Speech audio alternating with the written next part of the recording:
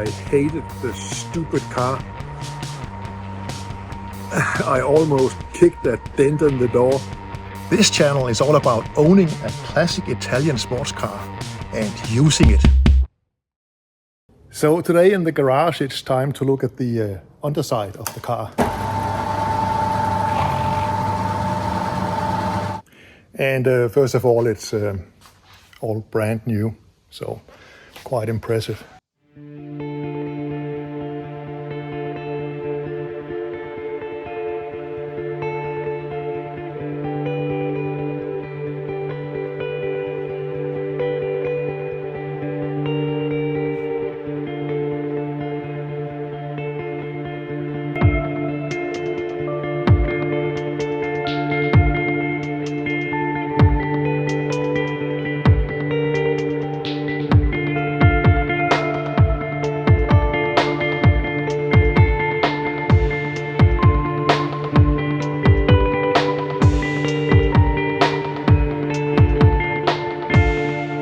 Saw in a previous video that my steering wheel is upside down when the front wheels are the right direction.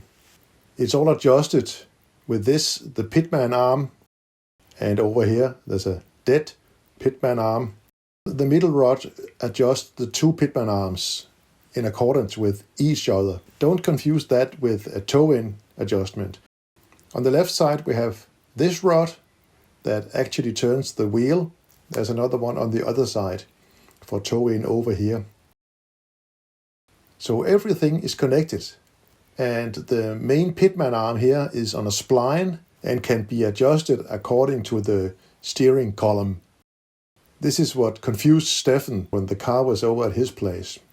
We will also have to look at the placing of the wheels. Over here on the right side, the wheel sits perfectly in the wheel well, but over here on the left side the wheel is too far out. That can be adjusted on this car because I have the caster rod here. First of all, that will adjust how the steering axle of the wheel leans backwards, but there's also here in the back an adjustable rear link, and this will allow us to adjust camber and thus adjust the position of the top of the wheel. On the lower arm it's more difficult. We will have to adjust this bracket by shimming it. We can add to the distance, but we cannot take anything away from the distance. And that's a problem because over here the wheel is about 1 centimeter too far out in the wheel well. Over here it's perfect. Well, I'll have to have Stefan use his imagination and experience to get this right. Otherwise, everything is good underneath here. I have this differential. It is not a limited slip differential from a 2-liter, although the gearing is quite high when I calculate the speed from the RPM. There's a special A-shaped reinforcement on the LSD housing on the 2-liter, and this one doesn't have it. But it might be that the internals are actually LSD. Otherwise, I'll try and save some money and buy a torque sensing internals for my differential. The springs in the back are a little too low. That can be adjusted by putting some spacers, rubber spacers under the springs to make them all in all longer. And these are red conies. I think they can be adjusted, the dampers, because I think I have a little too soft even, damping in the rear. And in the front, as you might have seen and probably agrees with me, the ride height is too high. So I will have to, if there is a spacer in these springs, to reduce that spacer or have all new springs. And the damping in the front is actually okay. So, Coney there. This connection on the rear of the gearbox is where the speed of the car, the speedometer cable, has its pickup from a bevel gear inside. So it goes in this cable, and I think that has been somehow disconnected in my car. Or maybe the cable has broken. I don't know, I'll have to look into that.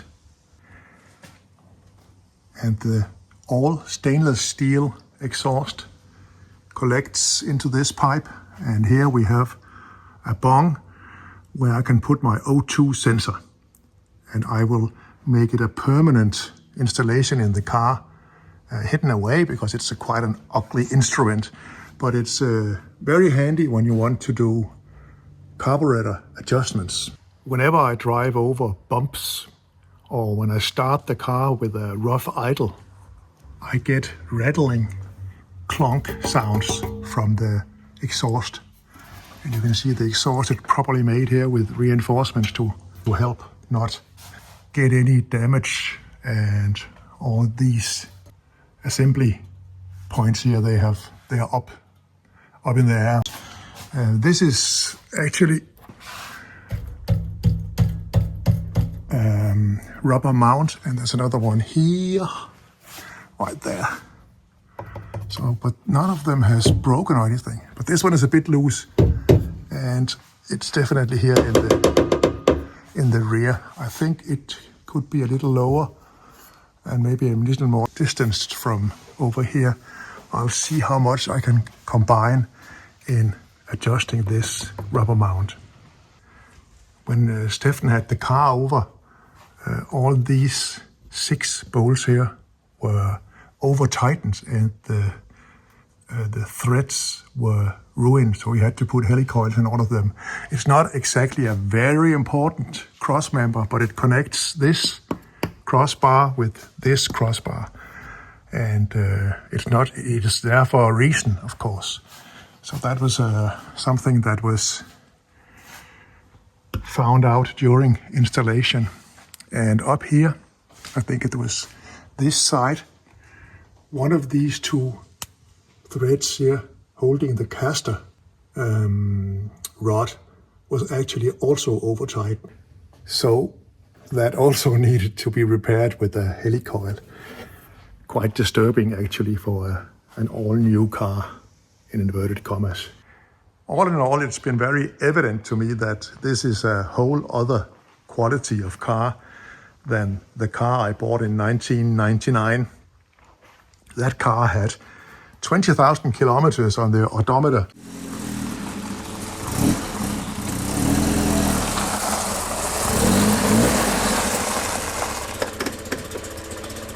And that car was produced in Arese, north of Milano, with proper Alfa Romeo quality control.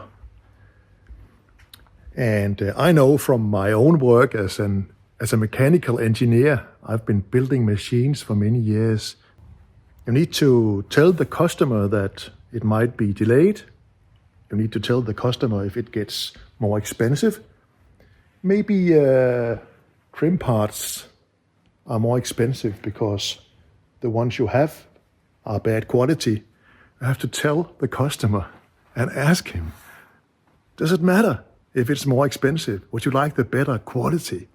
And I'm sure Dan the man, he would have agreed to pay more money for the car. And the decision, if it's good enough or not good enough, is called quality management. So it's not just the project. The project is about the timing and the delivery. The quality is about deciding and identifying what goes wrong before it goes wrong. And you can do that from experience, and you will feel it as pain in your in your bottom, and you will get dissatisfied customers. So although the company that built this car did have a good reputation and a track record of building, I don't know, 50 or 100 cars maybe, I don't know how many, the quality wasn't really good. And that's what I'm suffering from now. I am simply not confident that everything is made okay. Little details that would never have gone wrong in my blue 2-liter Bertone, by the way, bought from the same company, but in 1999. Okay, that was a long talk about nothing. Sorry about that. Picking up my coffee cup. Lancia, Flavia, Alfa Romeo, Giulietta, Cebu. Oh, those were the days.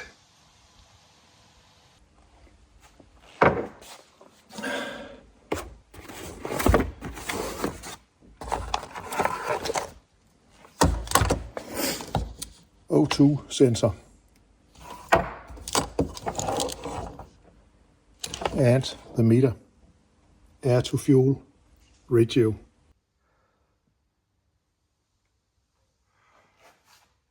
So after installing the wire from the O2 sensor, getting it into the cabin, I wanted to put in my instrument here.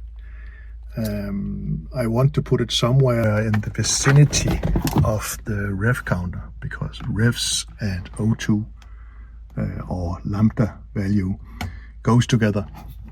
So I wanted to pull some power from this position, where usually we have the cigarette lighter, and now it's a radio in here. The radio doesn't work. I think it's because there are no loudspeakers in the car, but there's plenty of amps in the wiring for the cigarette lighter, I suppose. This must be my new favorite soda. Look at the colors. Isn't that just perfect? So let's check the different functions of the car. The parking light, the ordinary driving lights, the high beam. Everything was connected and everything was okay. Right, so why is it always like this? The toggle switches, the windscreen wipers, does not work. I'll have to look into that. The middle switch is the instrument lights, and the toggle switch itself has come apart.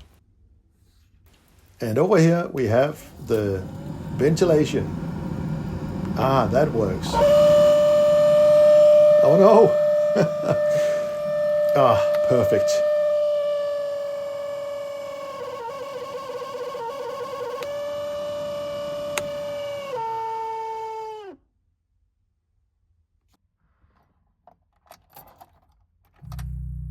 There we have the oil pressure warning light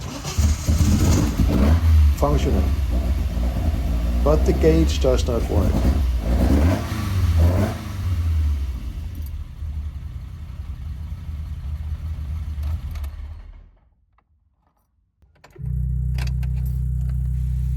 And pulling the handbrake, yes, the light comes on. And then for some reason my radiator is leaking. I don't know where it goes, if it just evaporates or what's going on. And look at this. My door handle has malfunctioned. But I can open it from the inside.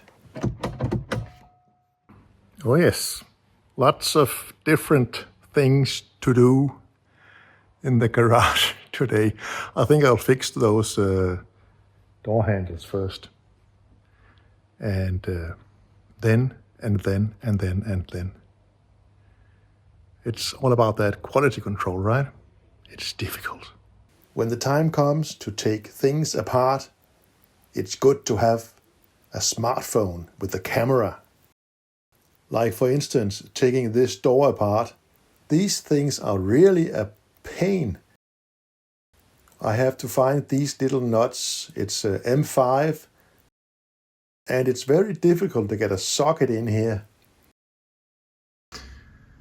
Other than that, it should be easy to remove it.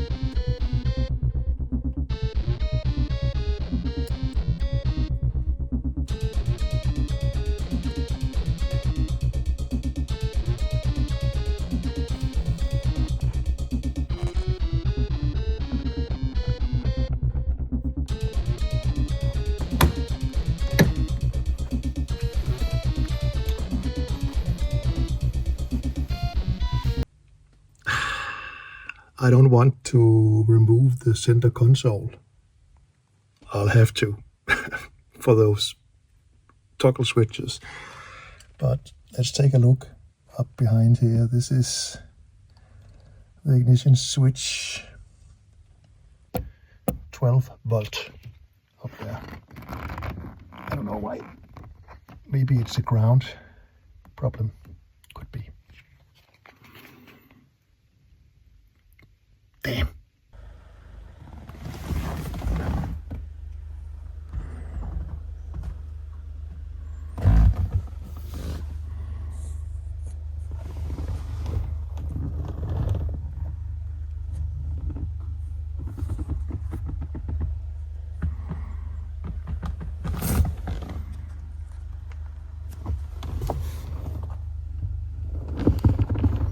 Well, that was terrible.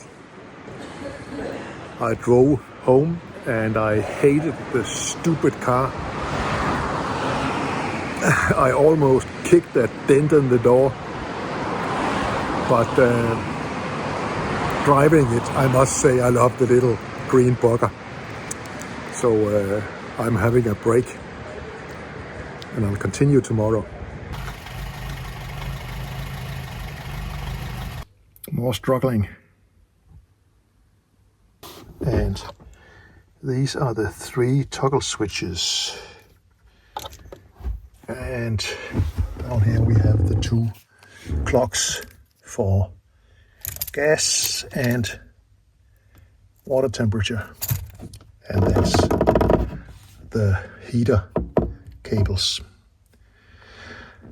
I'll try to arrange this whole gizmo junkyard in some cardboard panels. See how that goes.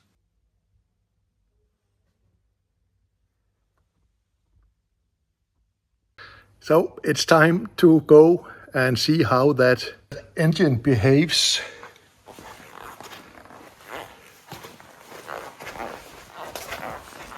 I have my O2 sensor under the car, and it's right next to my rev counter, error 2. Da-da-da!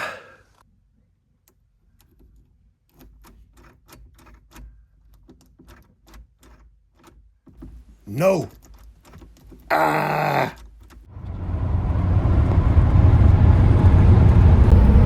Yes, I'm in a Mercedes 230 SLK because I am with my 42 pal Kent Lønne, and I had to leave the car behind yesterday, the Bertone, and take a taxi home to Copenhagen. That cost me about 100 euros. Crazy. So now we are back. I have the mechanics expertise with me. Let's see if we can fix the problems and get one of my Italian supercars driving.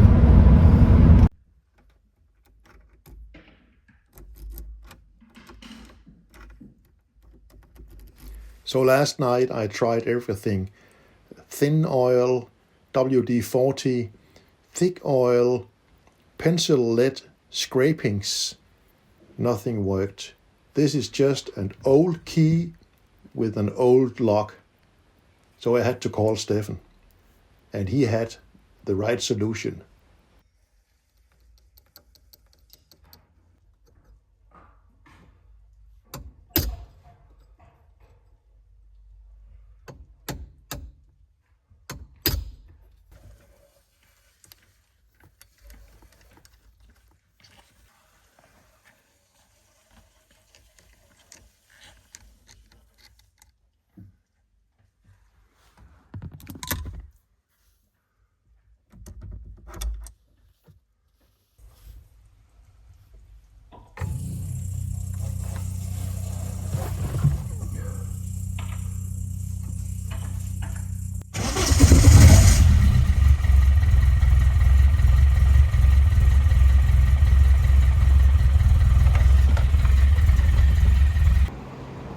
Drive it like you stole it.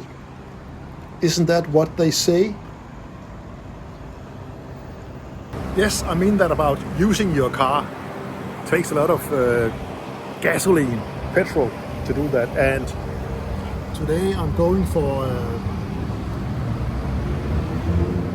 a meeting for Italian cars, so I think I need to wash my car as well. Not Italian theme this evening, but stylish Italian cars around. Look at this. Woo! How about that? And then my own Alfa Romeo over here.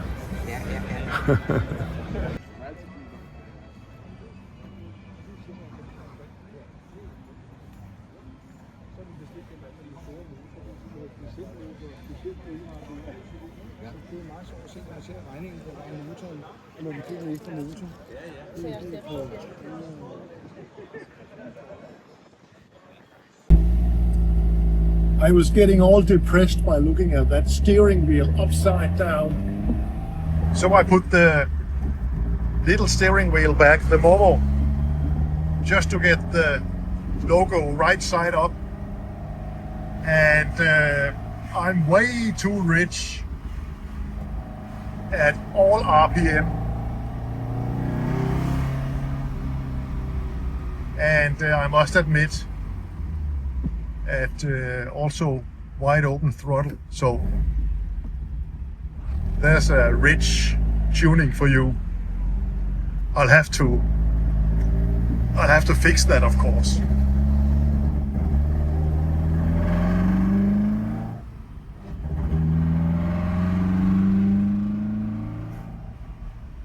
Terrible.